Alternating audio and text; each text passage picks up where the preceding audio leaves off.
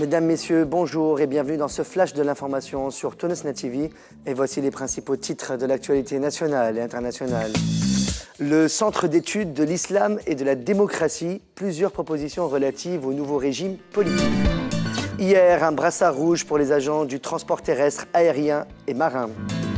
Éventuelle intempérie, Gendouba en état d'alerte. Gbeli entame des travaux pour la construction de logements sociaux au profit de 200 familles.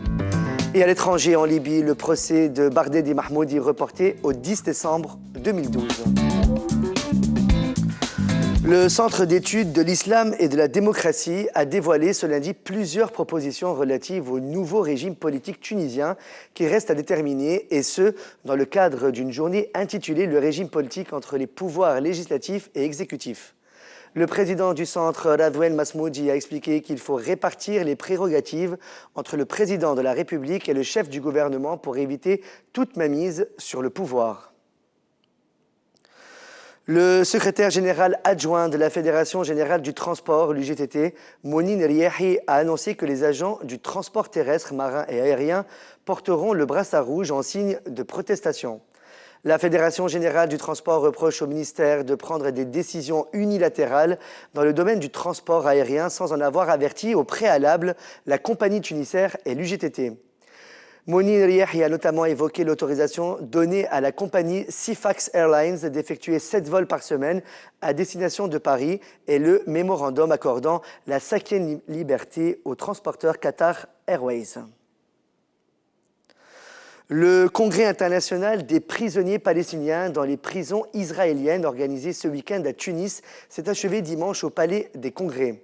Selon un communiqué publié par les congressistes, un bureau pour le suivi des affaires des détenues palestiniennes dans les geôles de l'entité sioniste sera créé en Tunisie, ainsi qu'un observatoire international pour les détenus palestiniens. Les autorités locales à Gendouba ont pris des mesures préventives pour faire face à une éventuelle vague de froid pour éviter de subir des dégâts similaires à ceux causés par les intempéries l'année dernière. Ces mesures ont été prises à la suite de l'état d'alerte annoncé par la protection civile en Algérie qui s'attend à l'arrivée d'une vague de pluie et de neige prochainement dans le nord-est du pays. Les travaux pour la construction de logements sociaux au profit de 200 familles nécessiteuses ont démarré ce dimanche 11 novembre dans 3 délégations du gouvernorat de Gbeli, Fawar, Gbeli Nord et Gbeli Sud. Les travaux n'ont pas encore commencé à 12 Nord et 12 Sud en raison des procédures à régler avec au moins 2 sociétés, la Steg et la Soned. Le projet de construction de logements sociaux devrait coûter environ 5 millions de dinars. Et on rappelle que des accrochages ont eu lieu ce dimanche 11 novembre entre un groupe d'habitants de la délégation de Sidi El Heni et un groupe d'agriculteurs de Mseken dans le gouvernorat de Sousse, et ce après la visite effectuée par ces derniers sur des terrains de Sidi El Heni faisant l'objet d'un litige entre les deux parties.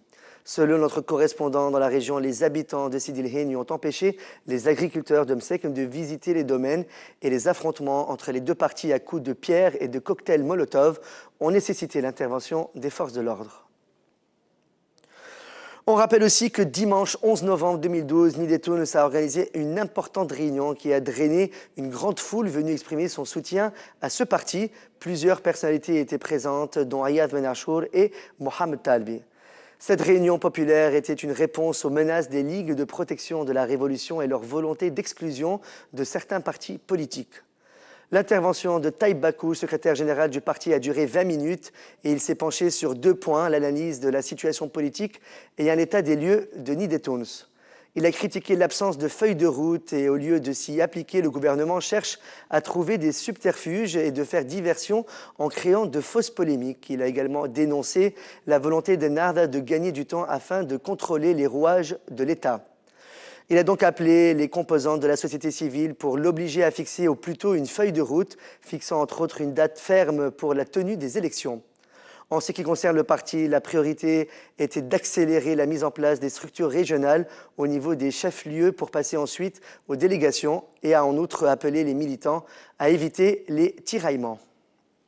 Le chargé de presse du mouvement Nahda, Nejib Ralbi, a signalé ce lundi que son mouvement n'est pas financièrement en mesure de créer des chaînes de télévision.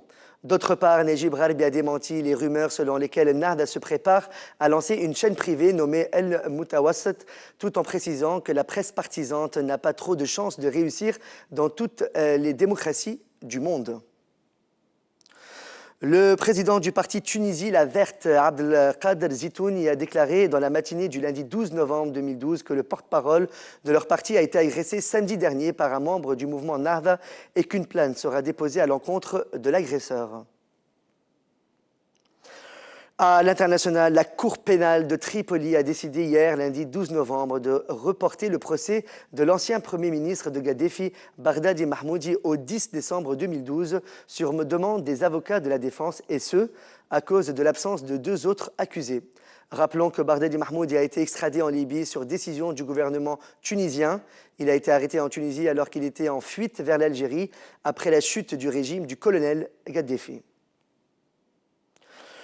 Les Palestiniens vont poursuivre leur démarche de reconnaissance pour un statut d'État non membre auprès de l'Assemblée générale de l'ONU, malgré un appel personnel du président américain Barack Obama demandant à son homologue Mahmoud Abbas d'abandonner la demande, a fait savoir le porte-parole du président palestinien. Mahmoud Abbas a eu dimanche soir une longue conversation téléphonique avec Barack Obama qui a exprimé son opposition à cette démarche, a précisé Nabil Abu-Rdaina. Mais Abbas a confirmé qu'il la poursuivrait. C'est la fin de ce flash de l'actualité sur Toniosna TV. Merci de votre fidélité. Excellente journée à vous. On reprend avec le plateau de la matinale. À demain.